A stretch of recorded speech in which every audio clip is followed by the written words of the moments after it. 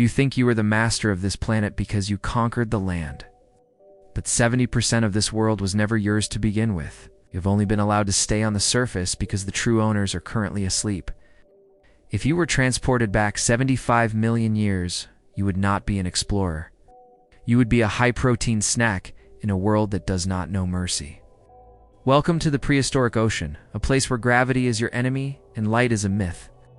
In this simulation, we are placing modern humanity against the entities nature had to delete. Meet Sarah. She is a professional diver, fit, and equipped with the best carbon fiber gear money can buy. In 2026, Sarah feels safe because she believes she is at the top of the chain. The most dangerous thing in her world is a great white shark, a movie villain. But in the prehistoric sea, a great white is nothing more than a small snack.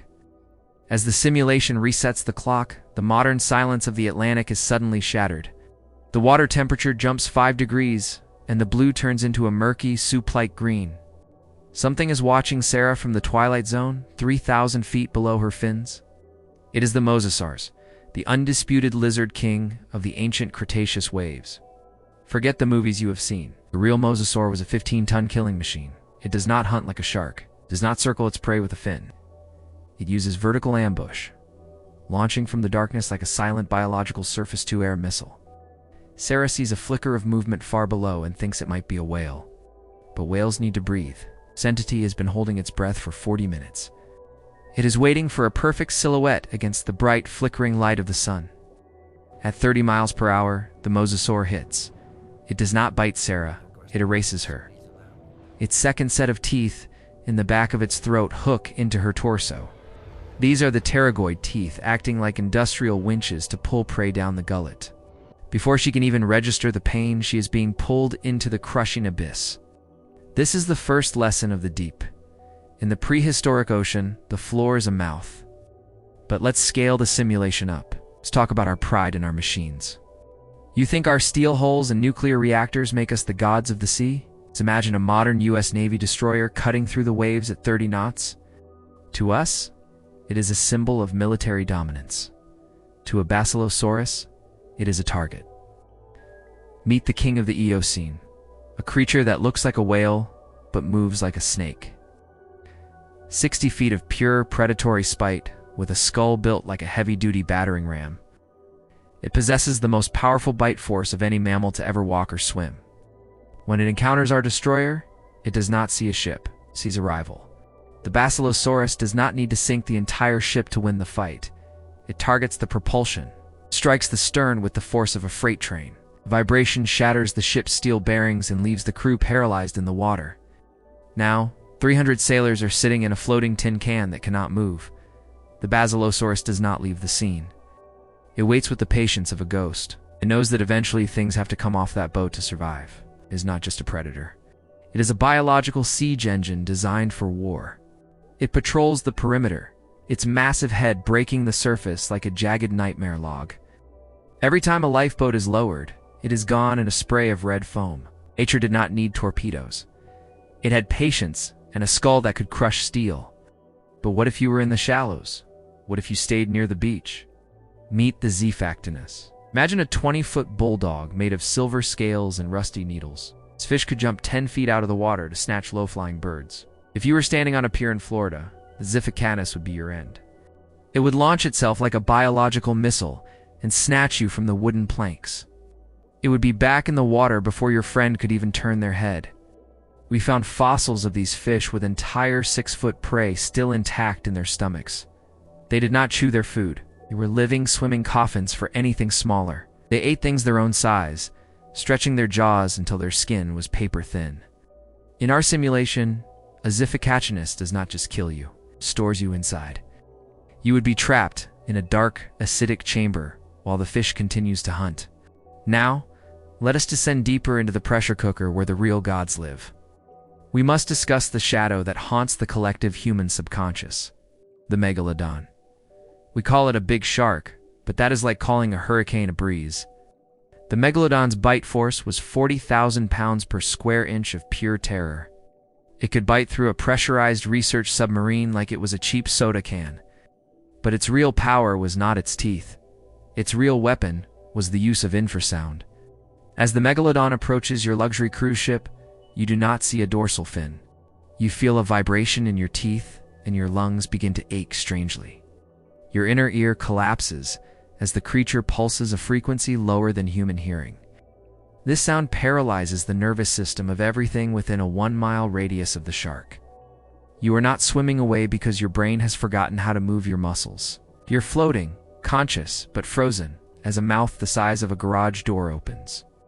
The water doesn't just turn red, it turns into a massive, swirling underwater vacuum. The Megalodon swallows the displacement of the water itself, along with your entire body. You are gone before the splash of its tail even hits the tick deck. Why was the prehistoric ocean so much more terrifying than the land ever was? The answer is density and the three-dimensional nature of the liquid battlefield. On land, you can run. You can climb a tree. You can hide in a cave. In the water, you are suspended in a grid of death with no exit sign. There is no behind you. There's only everywhere and all at once in the dark. Gravity works for the predators here, using the weight of the ocean to crush you. Consider the Xiphactinus, a marine lizard the size of a long school bus. This creature didn't even need teeth to be the most efficient killer in the sea. It used suction feeding, opening its mouth to create a localized black hole in the water. If you were swimming nearby, the pressure differential would literally pull your organs out. Your heart would be pulled toward the creature's throat before your limbs even moved. It sucked the life out of the ocean like a massive hungry vacuum cleaner. Now, let us talk about the blue holes, the underwater graveyards of the ancient world. In these vertical caves, the water is hypoxic, meaning there is almost no oxygen. To a human or a modern fish, entering a blue hole is instant suffocation. But some prehistoric entities, like the Similiches, evolved to thrive in these dead zones. They would wait in the suffocating dark, where no other predator could dare to go. They were the spiders of the sea, weaving webs of vibration in the still water. If you went for a deep dive, you might find yourself in their web. You would be gasping for air that isn't there while a needle-toothed ghost approaches. Now, look at our modern world and the blue horizon you trust so much. Why is the water quiet today? Why can you swim without being instantly deleted? Nature hit the delete button because the world changed its internal environmental settings. 60 million years ago, the oxygen levels were higher, and the planet was a greenhouse. The water was a warm, nutrient-rich soup that could sustain 50-ton biological monsters. When the climate shifted and the currents cooled, the fuel for these giants vanished. Their massive hearts were too demanding for a world that was turning cold and fast. Nature realized it had to remove the kings to save the rest of the tree. It replaced the Mosasaur with the playful dolphin and the nightmare with the tuna. It traded raw power for efficiency. It traded ancient gods for clever survivors. We live in the aftermath of a biological war that the giants eventually lost. But look at Sarah one last time as she stands on the sun-drenched shore. She feels safe because she thinks the fossils are just rocks in a museum. But the fossils are a warning. The Earth has grown monsters before and will again.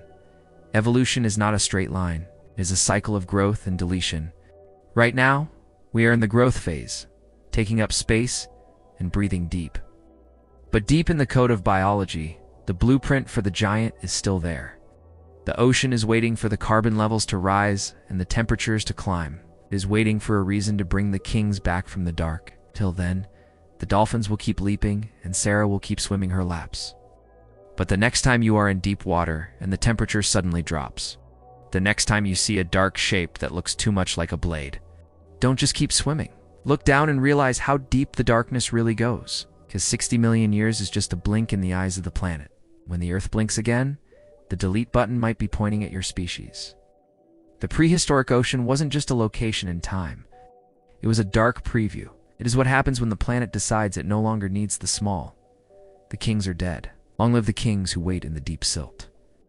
But remember this, the ocean doesn't belong to you or your steel ships. You were just a guest who stayed too late at a very dangerous party.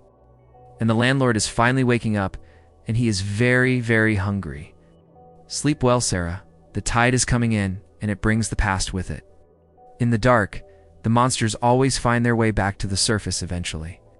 The simulation is over, but the reality is swimming right beneath your bare feet.